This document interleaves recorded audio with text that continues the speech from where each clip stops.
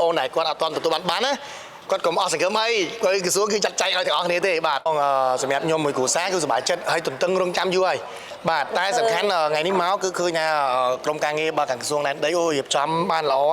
រួសរាយរាក់ទាក់ជាពិសេសគឺថាសេវាកម្មលឿនហ្មងខ្ញុំមានអារម្មណ៍ថាគាត់ឲ្យទំនុកចិត្តយើងពេលដែលខ្ញុំមកធ្វើឯកសារហ្នឹងមួយប្រពន្ធខ្ញុំហ្នឹងគឺយើងមានទំនុកចិត្តស្រាប់ហើយព្រោះអីយើងជឿជាក់ទៅលើរដ្ឋាភិបាលជាពិសេសគឺក្រសួងតែម្ដងគឺគាត់រៀបចំឲ្យយើងតាំងពី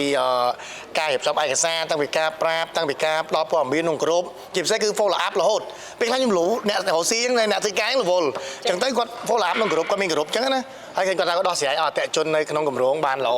អញ្ចឹងសង្ឃឹមថាបងប្អូនដែលគាត់អត់ទាន់ទទួលបានណាគាត់កុំអស់សង្ឃឹមអីគាត់ក្រសួងគឺចាត់ចែងឲ្យទាំងអស់គ្នាទេបាទគឺថាយើងធ្វើតាមលំដាប់លំដោយអញ្ចឹងណាបាទជាពិសេស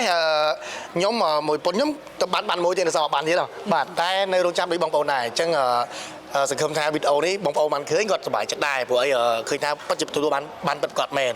ជាចុងក្រោយតំណាងឲ្យគ្រួសារក៏ដូចជាបងប្អូនដែលគាត់ទទួលបាននៅក្នុងគម្រោងដែលយើងបានទិញនេះគឺអរគុណទៅដល់បាទរដ្ឋាភិបាលជាពិសេសគឺក្រសួងបាទរៀបចំបាទដែនដីនគរពាណិជ្ជកម្មគឺថាគាត់ដុតដៃដុតជើងមែនទែនទាំងក្រុមការងារតាំងពីថ្នាក់ក្រោមរហូតដល់ថ្នាក់លើបាទជាពិសេសគឺថ្នាក់ដឹកនាំតែម្ដងអញ្ចឹងសូមជូនពរឲ្យគាត់ទាំងអស់គ្នាទទួលបាននៅពុទ្ធពរទាំង4ប្រការអាយុវណ្ណៈសុខៈពលៈហើយជាពិសេសគឺជោគជ័យគ្រប់ភារកិច្ចការងារទាំងអស់ហើយនៅខិតខំបន្តបាទដុតដៃដុតជើងបាទជួយឲ្យប្រជាពលរដ្ឋទាំងអស់គ្នាទទួលបានទាំងអស់គ្នាផងដែរបាទអរគុណ